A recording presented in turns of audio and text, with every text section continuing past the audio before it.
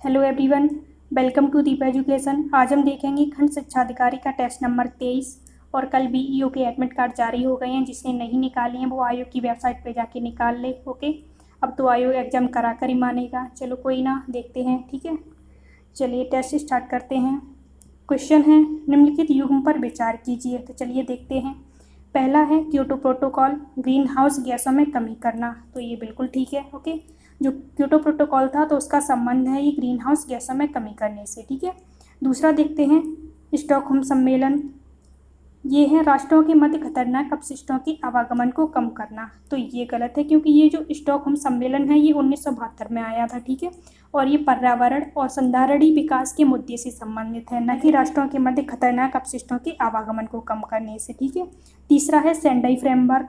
तो इसका संबंध है आपदा प्रबंधन से। तो ये भी ठीक है। ओके, तो इसमें पूछा है कौन सा सही सुमेलित है। तो इसमें 1 और 3 सही सुमेलित हैं। तो ये है ऑप्शन डी में। ठीक है, चलिए नेक्स्ट क्वेश्चन देखते हैं। क्वेश्चन है, निम्नलिखित में से कौन से पारतंत्र के अजैविक घटक हैं? तापमान, आर्द्रता, मृदा। तो चलिए पहले देखते हैं अजैविक घटक होते क्या हैं। ओके, मुख्य रूप से जो ये अजैविक घटक होते हैं इन्हें रासायनिक और भौतिक कारकों के साथ सभी जो गैर सजीव घटक होते हैं उन्हें ही शामिल किया गया है। और ये वायुमंडल, जलमंडल, स्थलमंडल से प्राप्त किए जा सकते हैं। इसके अंतर्गत जैसे सूर्य का प्रकाश यानी तापमान हो गया। ठीक है, वायु, नमी और आर्द्रता, मृदा, ये सभी अजैविक घटक के अंतर्गत आते हैं। तो इसमें से सही उत्तर चुनना है। तो इसका आंसर है उपर्युक्त सभी, ऑप्शन डी। ठीक है, अगर बात करें जैविक घटक की, तो जैविक घटक के अंतर्गत आते हैं जैसे जंतु, मनुष्य, पौधे, कवक, जीवाणु। ओके, तो ये सभी जैविक घटक हैं। तो चलिए नेक्स्ट क्वेश्चन देखते हैं। क्वेश्चन है, निम्नलिखित में से किन सूक्ष्म जीवों का जैव उर्वरकों के रूप में उपयोग किया जाता है? ऑप्शन है नोस्टॉक, एनाबीना, साइनोबैक्टीरिया, ऑसिलेटोरिया। नीचे दिए गए कूट का प्रयोग कर सही उत्तर चुनिए। तो ये नोस्टॉक, एनाबीना, साइनोबैक्टीरिया और ऑसिलेटोरिया, तो ये सभी जो हैं वो जैव उर्वरकों के रूप में उपयोग किए जाते हैं। तो इसका आंसर है ऑप्शन डी। ठीक है, ये जो साइनोबैक्टीरिया है ये धान के खेतों में एक महत्वपूर्ण जैव उर्वरक के रूप में कार्य करता है। ठीक है, और ये जो एनाबीना, अजोले, नोस्टॉक, ये सभी जो हैं ये मृदा में मिलाए जाने पर मृदा की उत्पादकता को बढ़ाते हैं। तो इसका आंसर है ऑप्शन डी।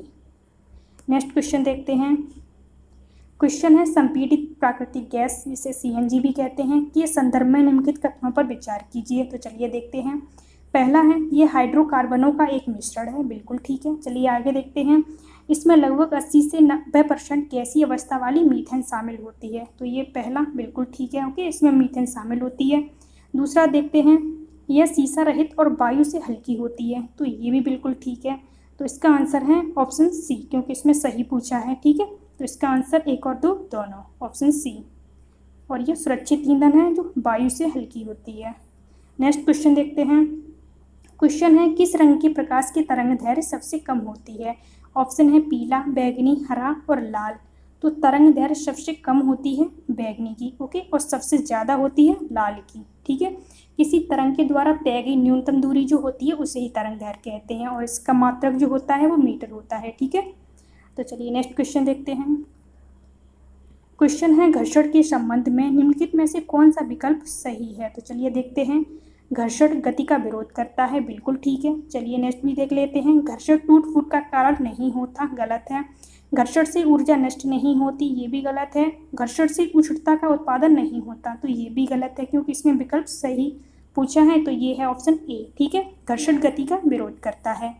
चलिए नेक्स्ट क्वेश्चन देखते हैं। क्वेश्चन है, सोयाबीन में सबसे ज़्यादा पाया जाता है। तो ये तो जी क्वेश्चन है, सभी को पता होगा। चलिए देखते हैं, ऑप्शन देखते हैं। प्रोटीन, कार्बोहाइड्रेट, वसा, खनिज। तो सोयाबीन में सर्वाधिक पाया जाता है प्रोटीन। ओके, ये 45 से 55% तक होती है। ठीक है, नेक्स्ट क्वेश्चन देखते हैं। क्वेश्चन है, विज्ञान की कौन सी शाखा ट्यूमर के बारे में बताती है? इंपॉर्टेंट क्वेश्चन है। Osteology, anatomy, oncology, urology. तो ये ट्यूमर के बारे में बताती है ऑन्कोलॉजी। ठीक है, और अगर बात करें ऑस्टियोलॉजी तो ये हड्डियों की आंतरिक संरचना का अध्ययन करता है, और बात करें यूरोलॉजी तो ये मूत्र से संबंधित बीमारियों का अध्ययन करता है, और एनाटॉमी इसके अंतर्गत जीवों की आंतरिक संरचना और ऊतकों एवं अंगों का अध्ययन किया जाता है। ओके, तो इसमें पूछा है ट्यूमर के बारे में, तो ये है oncology, option C. Next question देखते हैं। क्वेश्चन है, निम्नलिखित में से कौन सा विकल्प लेड का रासायनिक प्रतीक है? यानी लेड मतलब सीसा। ठीक है, Ag, Pb, Au या Na। तो लेड का जो रासायनिक प्रतीक होता है वो होता है Pb। ठीक है, चलिए नेक्स्ट क्वेश्चन देखते हैं। क्वेश्चन है करतारपुर कॉरिडोर किन दो देशों का बॉर्डर कॉरिडोर है? ऑप्शन है भारत और नेपाल, भारत और बांग्लादेश, भारत और पाकिस्तान, भारत और चीन। तो ये करतारपुर कॉरिडोर ये संबंधित है भारत और पाकिस्तान से। ठीक है, चलिए नेक्स्ट क्वेश्चन देखते हैं। क्वेश्चन है भारत के पहले कचरा कैफे का उद्घाटन कहाँ हुआ था? ऑप्शन है अंबिकापुर जो छत्तीसगढ़ में है, वाराणसी जो उत्तर प्रदेश में है, जगदलपुर छत्तीसगढ़ या भोपाल मध्य प्रदेश। तो ये कचरा कैफे का उद्घाटन हुआ है अंबिकापुर छत्तीसगढ़ में। ओके, चलिए नेक्स्ट क्वेश्चन देखते हैं। क्वेश्चन है किस देश ने सबसे बड़ा और सबसे लंबा हिंदू त्यौहार बड़ा दशैन मनाया है? ऑप्शन है नेपाल, बांग्लादेश, पाकिस्तान या अफगानिस्तान। तो ये जो हिंदू त्यौहार बड़ा दशैन ये मनाया है नेपाल ने। Okay, option A. Next question देखते हैं। एक घास स्थलीय पारिस्थितिकी तंत्र के खाद्य श्रृंखला में विभिन्न घटकों का सही क्रम है।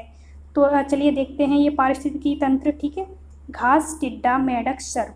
घास, टिड्डे, सर्प, मेढक, टिड्डा, मेढक, घास, सर्प, या लास्ट है टिड्डा, सर्प, मेढक या घास। तो जो सही क्रम है वो होगा घास, टिड्डा, मेढक और लास्ट में सर्प। Okay, option A. Next question देखते हैं। क्वेश्चन है जनगणना 2011 के अनुसार भारत की निम्नलिखित राज्यों में से किसकी जनसंख्या उत्तर प्रदेश के बाद सबसे अधिक है?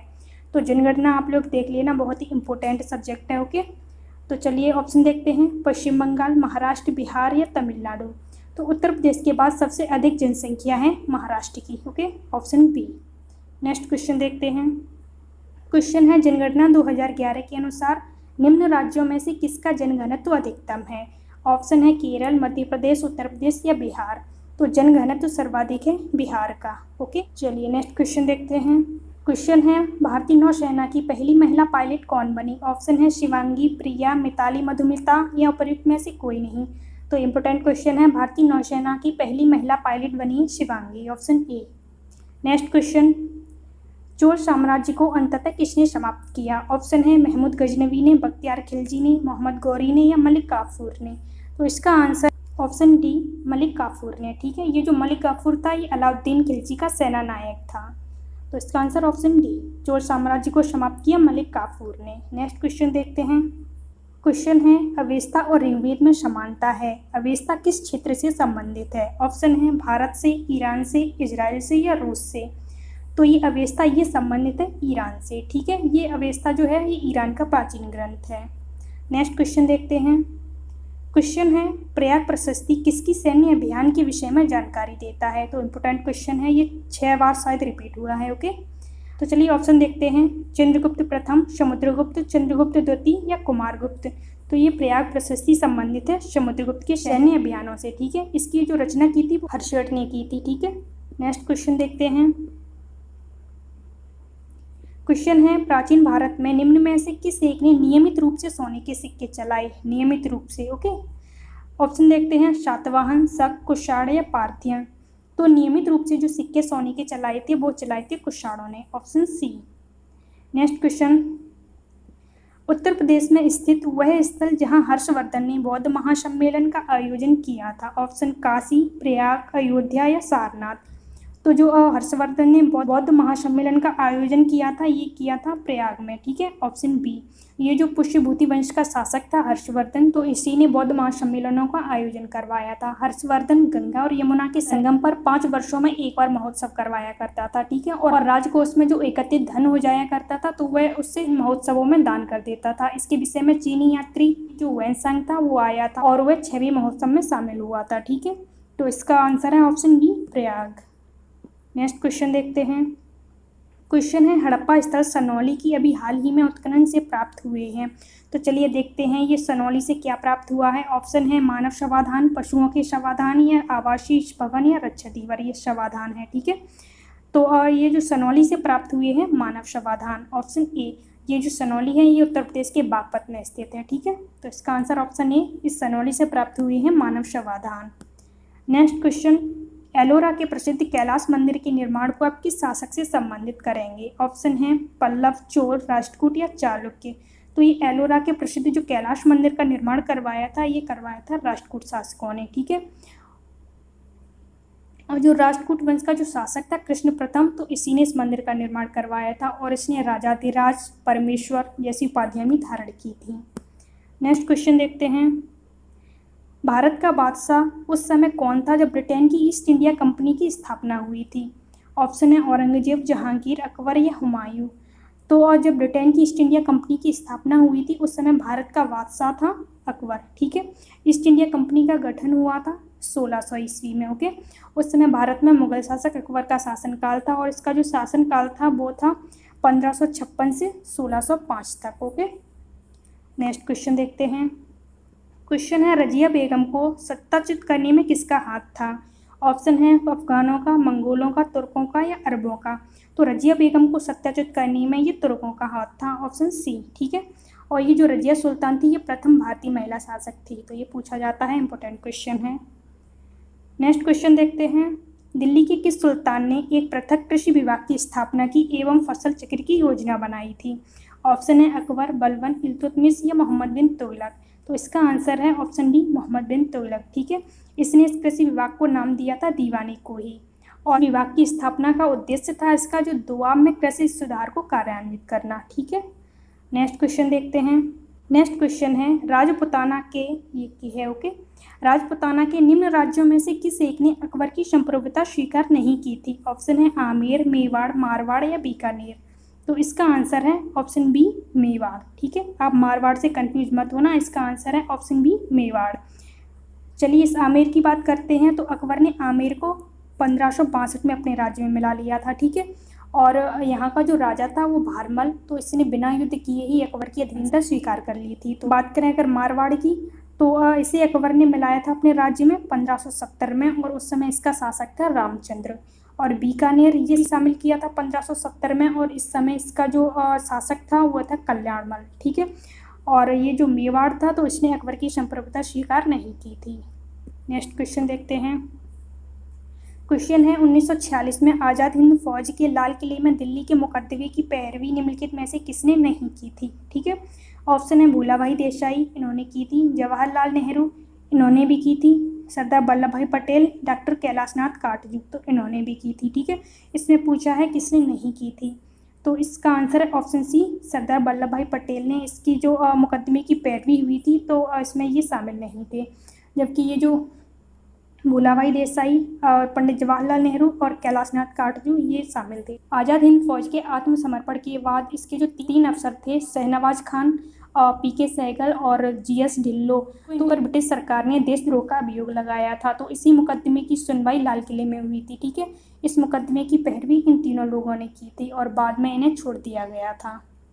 तो चलिए नेक्स्ट क्वेश्चन देखते हैं। क्वेश्चन है वह प्रांत कौन सा था जहां 1937 के आम चुनाव के पश्चात राष्ट्रीय कांग्रेस ने अपनी सरकार नहीं बनाई थी? ओके, उड़ीसा, मद्रास, बिहार या बंगाल।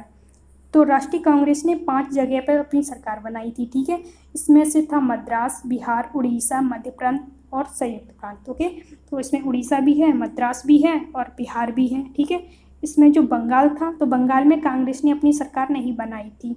बंगाल में मुस्लिम लीग ने कृषक प्रजा पार्टी के साथ मिलकर सरकार बनाई थी, और इसके अलावा पंजाब में भी नहीं बनाई थी इस कांग्रेस ने।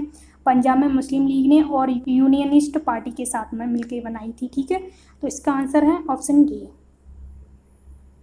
नेक्स्ट क्वेश्चन देखते हैं। नेक्स्ट क्वेश्चन है निम्नलिखित क्रांतिकारियों में से कौन काकोरी षड्यंत्र केस से जुड़ा नहीं है? ऑप्शन है रामप्रसाद बिस्मिल, रोशन सिंह, भगत सिंह, अशफाक उल्लाह खां।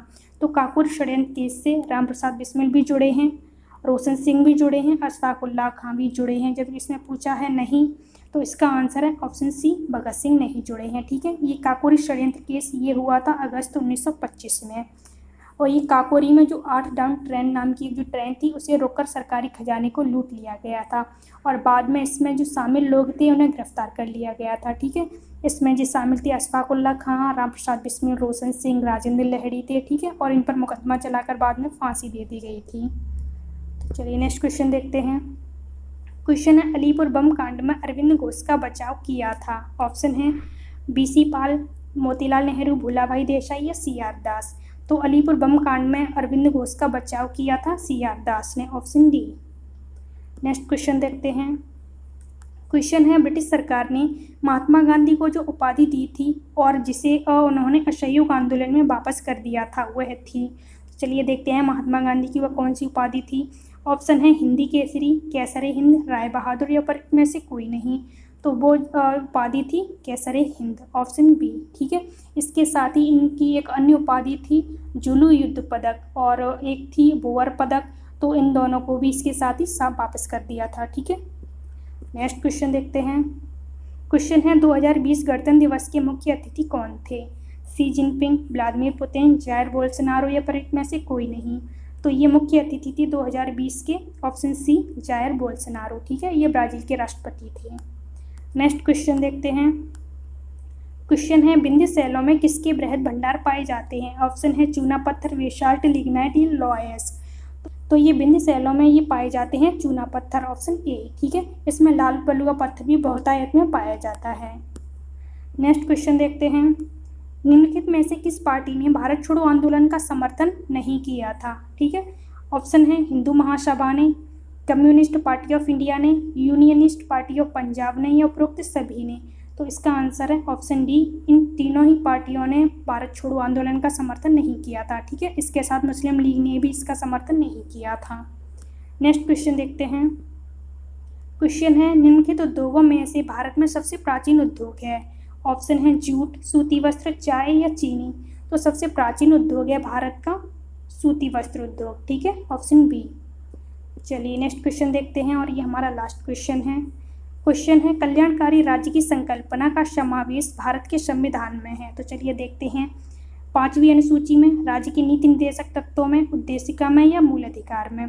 तो कल्याणकारी राज्य की संकल्पना का समावेश है ऑप्शन बी, राज्य के नीति निर्देशक तत्वों में। ठीक है, और ये राज्य के नीति निर्देशक तत्व ये है हमारे संविधान के भाग 4 में और अनुच्छेद 36 से 51 तक में है। ठीक है, तो चलिए आज इतना ही रखते हैं। Thanks for watching the video. Please like and share and subscribe my channel. Thank you.